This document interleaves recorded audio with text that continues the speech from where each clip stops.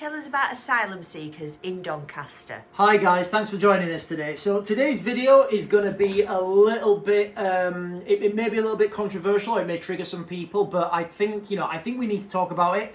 This is something that's happening in Doncaster in the UK, which is pretty close to where we live.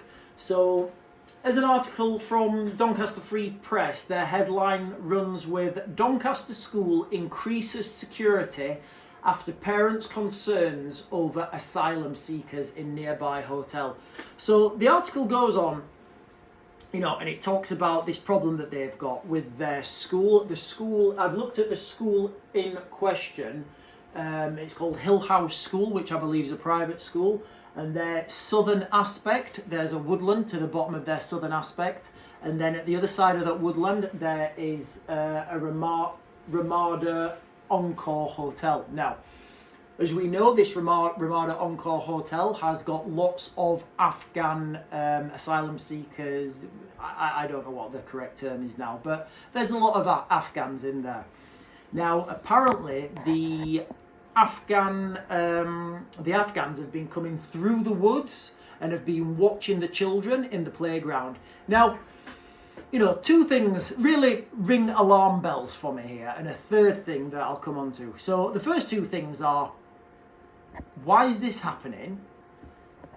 Why is it being allowed to happen by the local authorities, the police, etc.? And the second thing that's happening, which will tie into the third thing, is these Afghans, who we kind of only assume they are, why are they leaving their hotels, walking through the woods and looking at children? Let me know in the comments why you think that's happening. Now, I've got some experience of Afghanistan, quite a lot actually. Probably, I'm going to say more than most, and I'm not saying that, I'm not saying that to be boastful. I'm just saying I have. I spent a lot of time in the military, and a lot of that time was deployed in Afghanistan.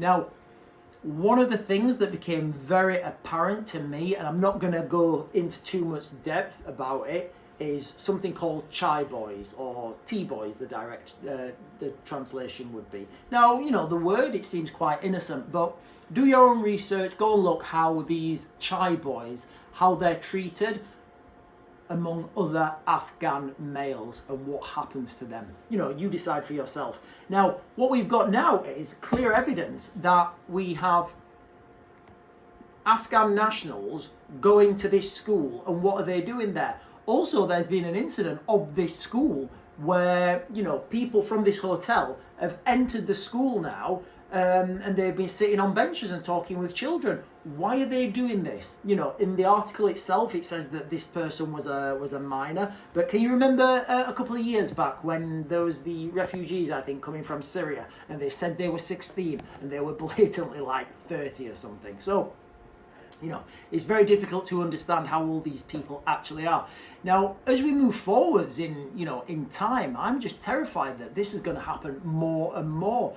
And what can be done about this situation? Now, from the article, the school teachers have to walk around these woods now and patrol these woods and tell people to move away. Now, first of all, I don't think they have any legal right to tell people to move away from their back fence because they're not trespassing. So where do we go with that? Because, the Afghans, who we assume they are, they're not breaking any laws, but where do we go with this? How is this affecting people? And is this just a thing, a sign of things to come in our communities in the UK? I've said this long before, guys, okay?